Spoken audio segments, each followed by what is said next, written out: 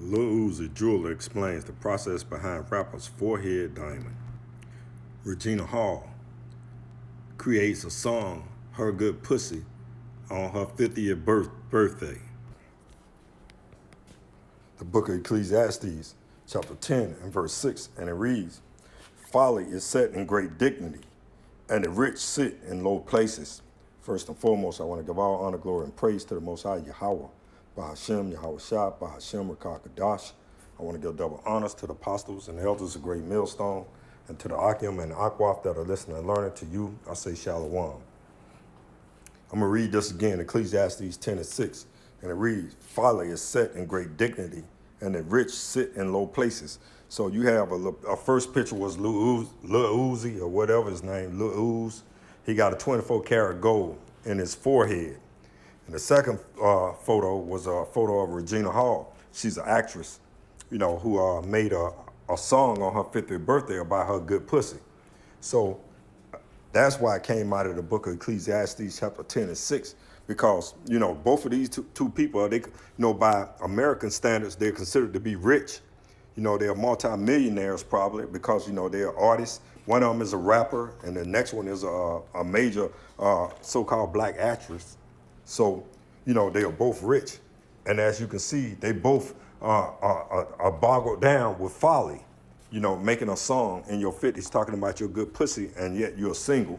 And a young Lil Uz who putting a $24 million carat gold diamond in the middle of his forehead.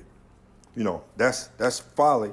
And the rich sitting are low places because they're, even though they have all this money, yet spiritually they are dead. Spiritually discerned, they just, they 2/3 in a way, unless they repent and come out of this madness and this folly, but yet they're just spiritually dead. They unhappy. You have to be unhappy with yourself to go put a $24 million diamond in your forehead, which I don't think is 24 million, but who am I? And you must be spiritually dead to be a 50-year-old woman talking about your good pussy, and you're a single woman. So that's why I came out of the book of Ecclesiastes chapter 10 and 6. I'm going to read it again, a third time. Folly is set in great dignity, and the rich sit in low places. And you have to sit in a real low place, just to think of the madness of that song and the madness just to say, hey, I want to put a diamond in my middle of my forehead. The book of Ecclesiastes, chapter 12 and verse 13, and it reads, Let us hear the conclusion of the whole matter.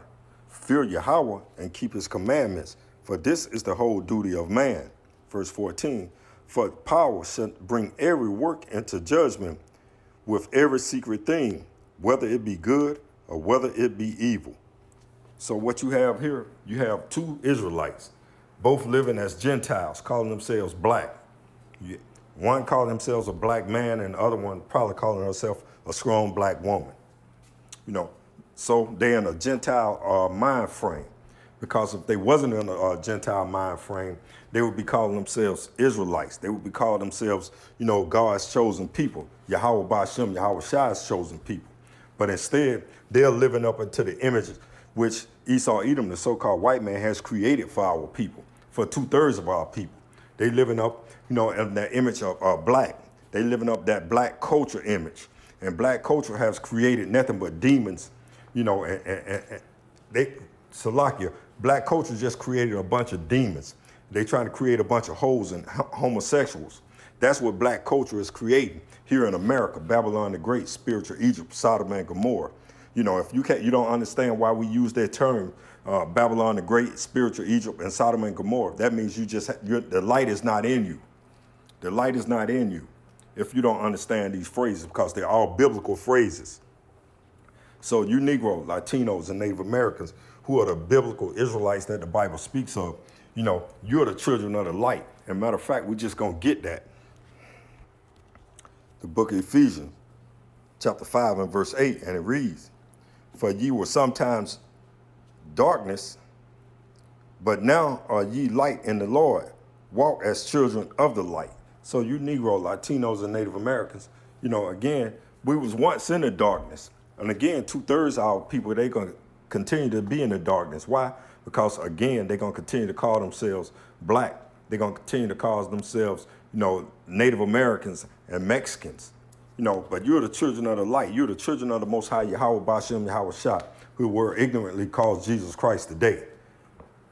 So you should walk as the children of the light and stop walking, and conforming to the things of this world. Because the Most High Yahweh Bashem Yahweh Shah said that the things of this world is foolishness to him. That's why you need to repent and come back, to the Most High Yahweh Bashem Yahweh Shah, the God of Abraham, Isaac, and of Jacob.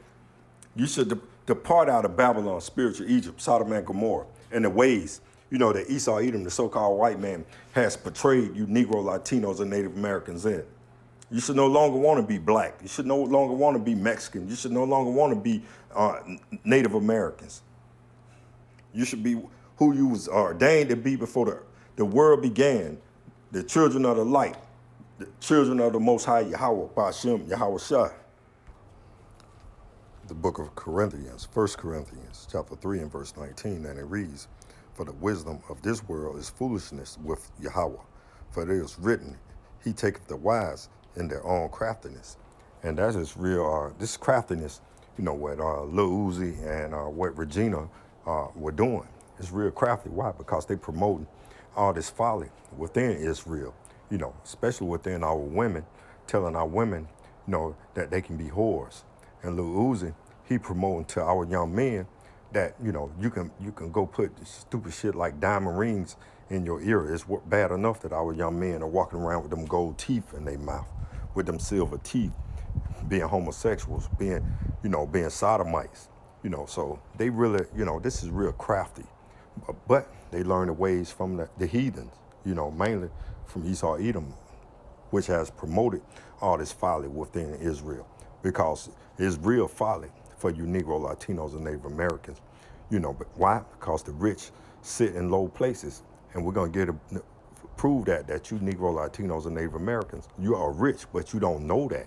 You don't know it because you're not being taught in the church that you're the rich, according to the Bible. And we're going to go to the book of Revelation to prove this.